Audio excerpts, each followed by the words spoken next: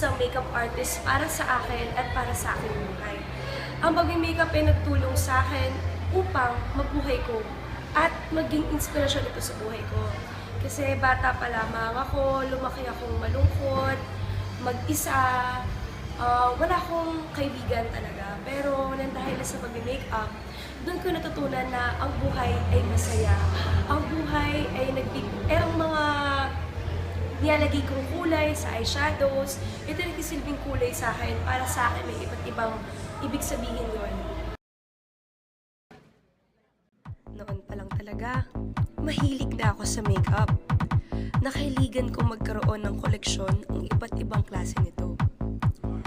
And sa totoo lang, hobby ko na siya eh.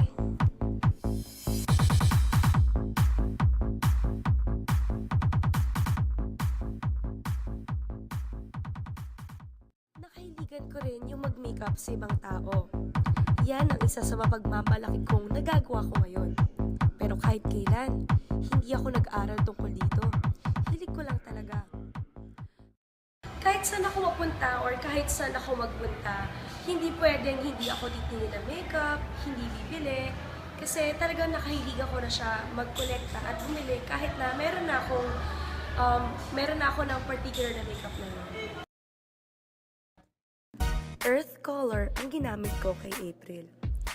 Siyempre, hindi masyadong madaming kulay. Yung agma lang sa kanyang mukha. Parang buhay. Magiging makulay ito kung maayos at agma lang kung ano ka. Madami naman dahilan para maging makulay ang buhay.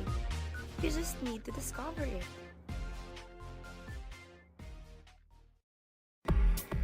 At last, si RJ. Simple lang ang ginawa ko sa kanya. Simple, pero napakalaking pagbabago ang nangyari sa kanya. Kung kanyang edad ay 20 anyos lamang, sa loob ng 30 minutos ay ginawa ko siyang 60 to 70 years old. Ito'y sumisimbolo na ang buhay ay hindi lamang laging masaya. May parte sa aking buhay na ako'y nalungkot ng lubusan. Ako'y nanghina at ako'y nalungkot. Ako sa ginagawa ko, bata pa lang nakahilig ako na talagang mag-makeup at sa mga bagay na ginagawa ko, dahil hilig ko to at interesado ako dito, naiyahan tulad ko to sa mga buhay ko at karanasan ko.